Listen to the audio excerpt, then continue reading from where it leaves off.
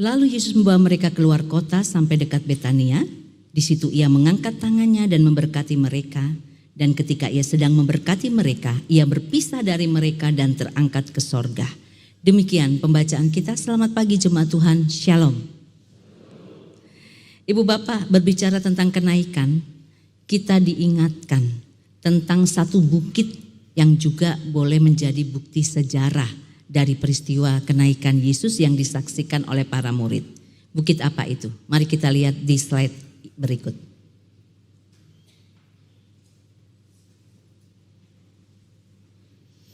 Ya, dia adalah Bukit Zaitun atau Mount of Olives.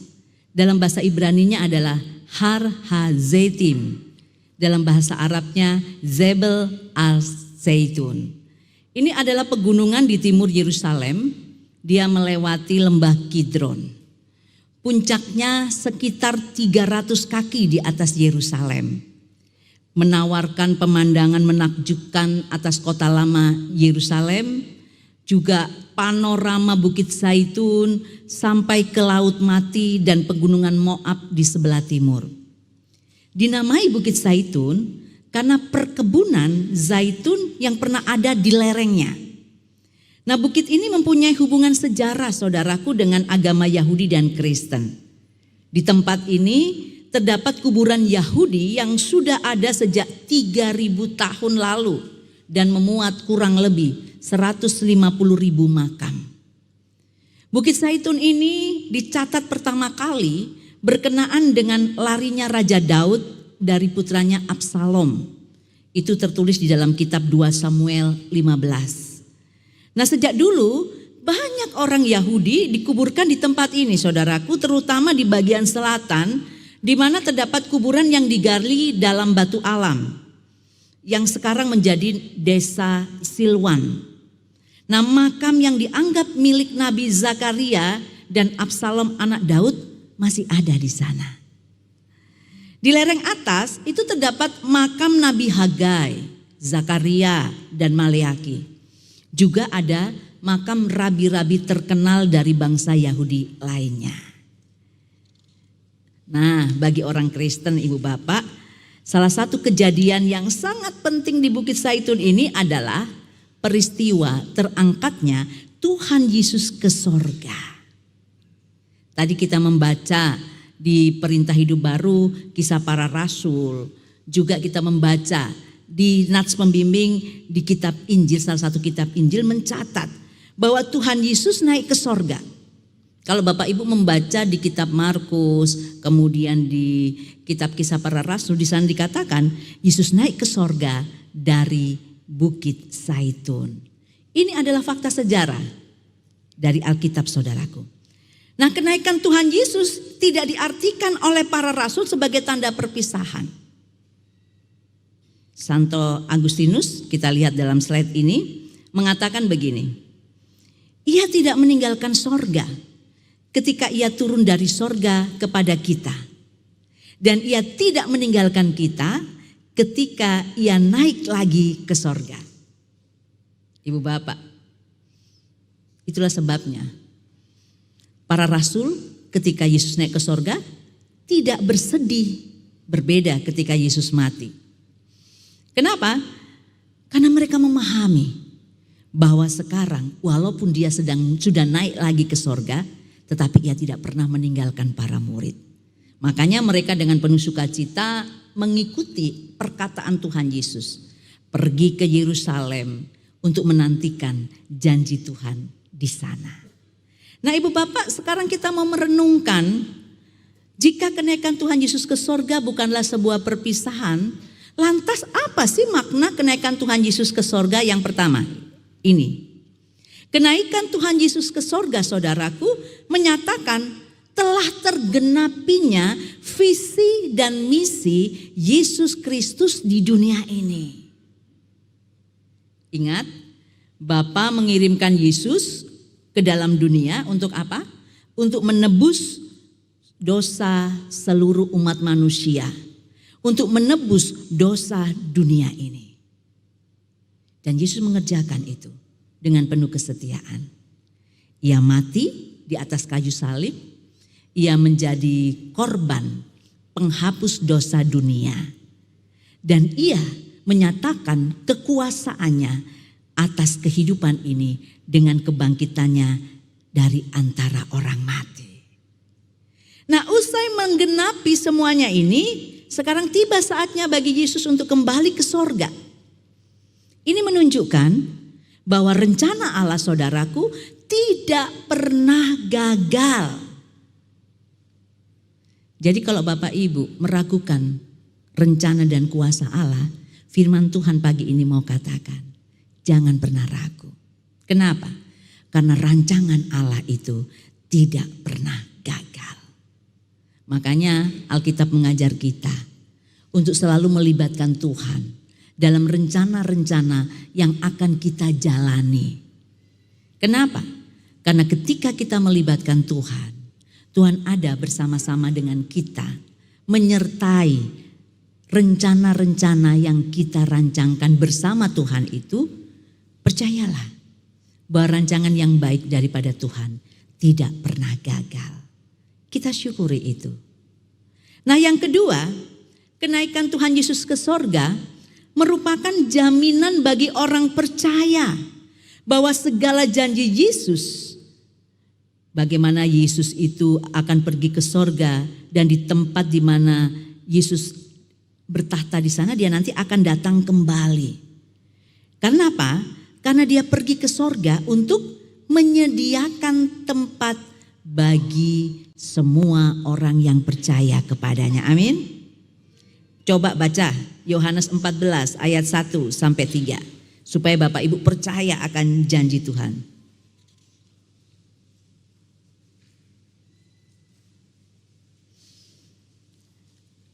Yohanes 14 ayat 1 dan sampai 3. Kita baca ya sama-sama ya.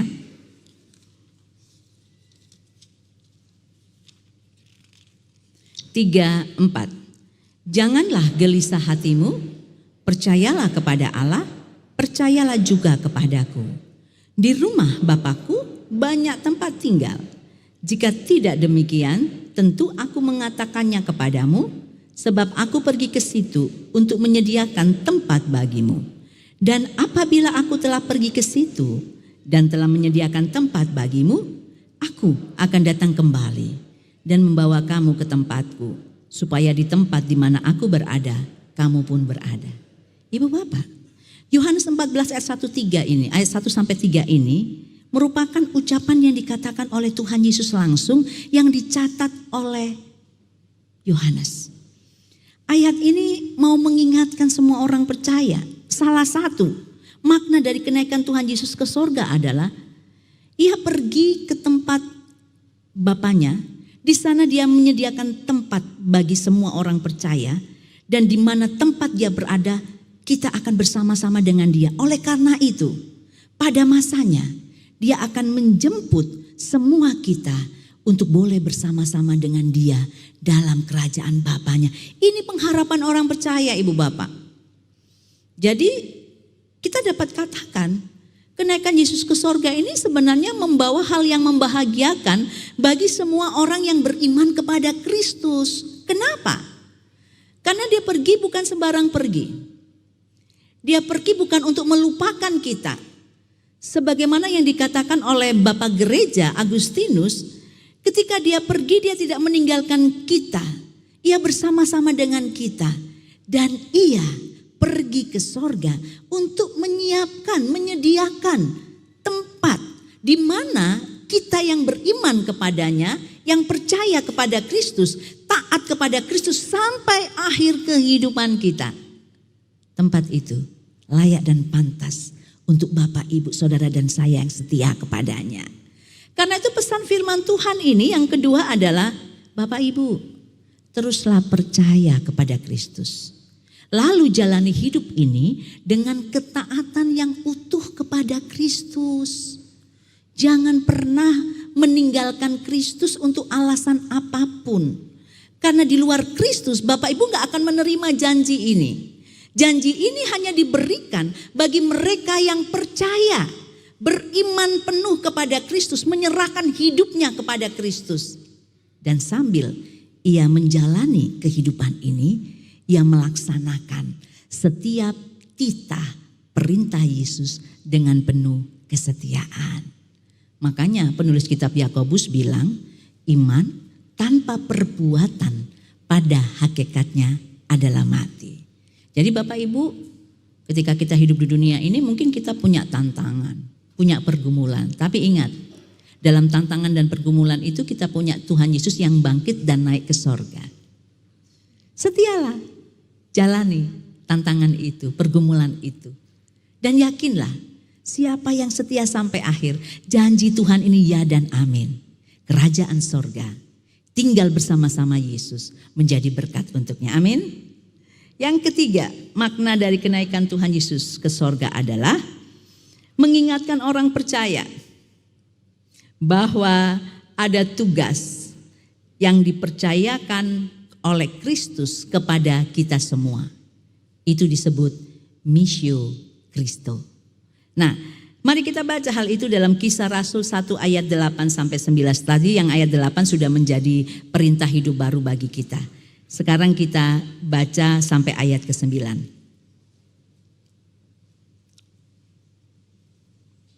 Sudah ketemu? Kita baca sama-sama Kisah Rasul 1 ayat 8 dan 9, 3, 4. Tetapi kamu akan menerima kuasa kalau Roh Kudus turun ke atas kamu, dan kamu akan menjadi saksiku di Yerusalem dan di seluruh Yudea dan Samaria dan sampai ke ujung bumi.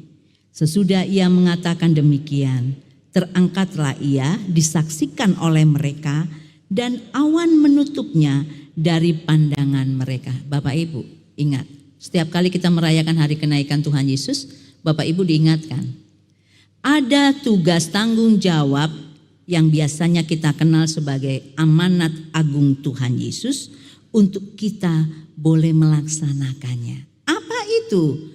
Menjadi saksi Kristus. Ini pembacaan yang kita baca hari kemarin dalam ibadah rumah tangga. Kita terpanggil menjadi saksi Kristus. Ini tugas dari Bukit Zaitun bagi Anda dan saya. Menjadi saksi berarti Bapak, Ibu dan saya harus membagikan kabar baik bahwa Yesus adalah Tuhan dan Juru Selamat dunia. Bahwa barang siapa percaya kepadanya tidak binasa melainkan beroleh hidup yang kekal. Bahwa dia bangkit dan itu menunjukkan dia adalah Tuhan yang hidup. Dia adalah Mesias yang dinanti-nantikan oleh dunia. Bahwa ia naik ke sorga untuk menyediakan tempat bagi semua orang yang percaya kepadanya. Dan ia akan datang kembali untuk menghimpun semua orang percaya. Menjadi hakim yang adil untuk dunia. Dan siapa yang percaya dan setia kepadanya sampai akhir, maka dia akan bersama-sama dengan Kristus dalam kerajaan Bapa di sorga. Ini kabar baik untuk dunia, Ibu Bapak. Kenapa? Karena dunia sampai saat ini masih mencari-cari di mana jalan keselamatan itu. Dunia sampai saat ini masih mencari-cari apakah bisa selamat dengan melakukan ini, itu, dan sebagainya. Oleh karena itu tugas Bapak, Ibu, dan saya untuk memperkenalkan siapa Yesus sebenarnya. Laksanakan itu. Jangan menunggu nanti, oh Bu Pendeta tunggu dulu ya, nanti kalau umur saya sudah 70-an. Itu kan sudah pensiun, sudah punya banyak waktu. Jangan. Takutnya terlambat. Jangan juga menunda-nunda. Bu Pendeta nanti dulu kalau saya sudah dewasa, kalau saya sudah jadi presbiter. Kalau anak-anak muda mungkin berkata begitu. Jangan. Karena kita tidak tahu kapan waktu Tuhan. Kapan kita harus melaksanakannya? Ya sekarang. Ketika Bapak, Ibu, dan saya bangun tidur, diberikan nafas kehidupan. Ketika Bapak, Ibu, dan saya bangun tidur, diberikan kesehatan. Ketika Bapak, Ibu, dan saya bangun tidur, diberikan tanggung jawab dalam pekerjaan masing-masing. Itu kesempatan untuk apa? Mewartakan kabar baik tentang Yesus yang adalah Tuhan dan Juru Selamat kepada dunia. Sehingga keselamatan itu bukan hanya menjadi milik Bapak, Ibu, Saudara, dan saya, tapi juga menjadi milik semua orang yang percaya kepadanya. Laksanakan itu, Ibu Bapak dengan segera. Jangan pernah menunda-nundanya. Nah, Ibu Bapak, yang keempat, kenaikan Tuhan Yesus ke sorga dengan sikap memberkati sebagaimana yang dinyatakan dalam ayat 51, di sana tertulis begini. Dan ketika ia sedang memberkati mereka, ia berpisah dari mereka dan terangkat ke sorga. Jadi mungkin kalau gambarannya Yesus naik ke sorga itu tangannya dengan tangan begini. Bapak Ibu perhatikan, tangan ini adalah tangan yang berlubang paku. Lubang paku mengingatkan bahwa ia sudah mengerjakan dengan tuntas karya keselamatan atas dunia. Jadi Yesus naik ke sorga dengan memberkati dunia ini. Dunia ini berarti di dalamnya adalah Bapak Ibu dan saya sebagai manusia, juga alam ciptaannya. Nah, ini mengingatkan orang percaya bahwa kasih Kristus yang mendatangkan keselamatan dan penyertaan Kristus kepada semua orang percaya untuk menjalankan misi Kristus itu merupakan berkat bagi seluruh ciptaan. Oleh karena itu, mari ketika Bapak Ibu dan saya masih diizinkan untuk hidup, jadilah berkat. Dan teruskan berkat Kristus ini bagi segenap ciptaan. Ibu Bapak Saudaraku, inilah makna daripada kenaikan Tuhan Yesus Kristus. Pertanyaannya sekarang, apakah Bapak Ibu dan saya mau mengerjakan tugas tanggung jawab yang Tuhan percayakan ini? Ingat sekali lagi, waktu kehidupan kita terbatas. Yang kedua, ada tugas tanggung jawab yang Allah percayakan, yang menghendaki Bapak Ibu dan saya, mau tidak mau, suka tidak suka, harus mengerjakannya dengan penuh kasih. Kenapa? Karena Kristus sudah menjadi juru selamat kita. Laksanakan dengan penuh kesetiaan. Dan ingatlah, tidak usah takut ketika mengerjakan tugas tanggung jawab itu. Kenapa? Karena Roh Kudus diberikan untuk Bapak, Ibu dan saya dalam mengerjakan tugas itu. Sehingga kita bisa menjadi duta-duta Kristus yang taat dan setia sampai Tuhan Yesus datang kembali. Selamat hari kenaikan, Tuhan Yesus memberkati. Amin.